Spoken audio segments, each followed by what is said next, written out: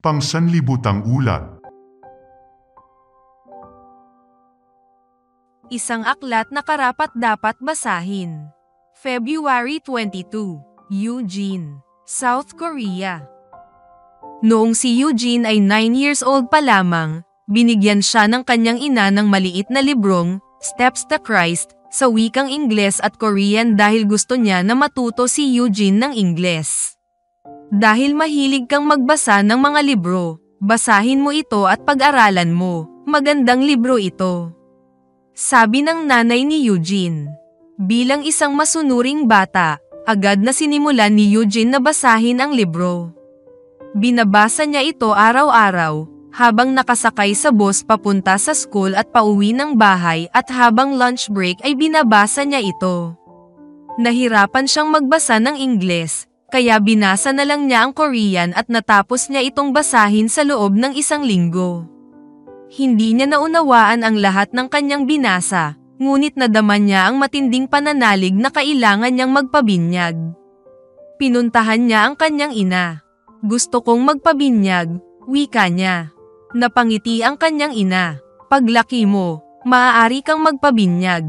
Sagot ng nanay niya. Madalas na iniisip ng mga batang Koreano ang tungkol sa binyag kapag sila ay mga 13 years old na. Ngunit 9 years old pa lang si Eugene, 4 na taon pa ang kanyang paghihintay at naiinip na siya. Sa paglipas ng panahon, patuloy siyang nagsisimba tuwing Sabbath gaya ng dati. Ngunit pumupunta lamang siya dahil gusto niyang sumali sa Pathfinders at iba pang masasayang activity, hindi dahil gusto niyang mapalapit sa Diyos.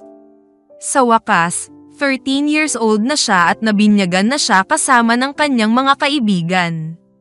Ngunit hindi siya nagkaroon ng parehong pananalig na magpabinyag katulad noong siya ay 9 years old pa lamang.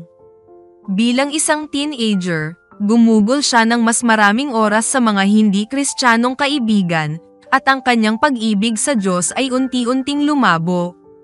Kumakain siya tulad ng kanyang mga kaibigan at kung minsan ay hindi nagsisimba kapag Sabbath.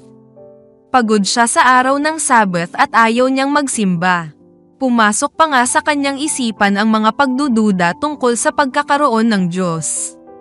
Pagkatapos isang tag-araw, noong siya ay 16 years old na, nag-volunteer siyang tumulong sa isang programa ng evangelism.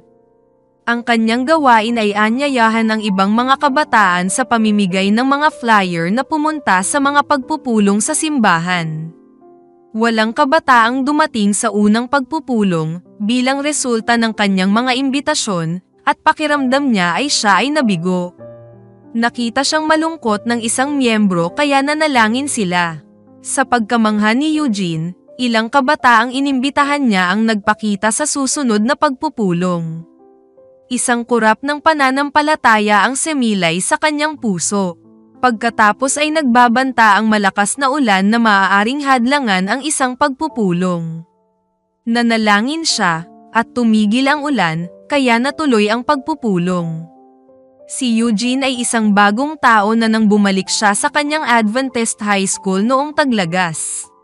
Siya ay masigasig na dumalo sa isang prayer group na pinamumunuan ng mga estudyante, na tinatawag na kneelers, na nagpupulong tuwing Biyernes ng gabi pagkatapos ng mga serbisyo sa pagsamba.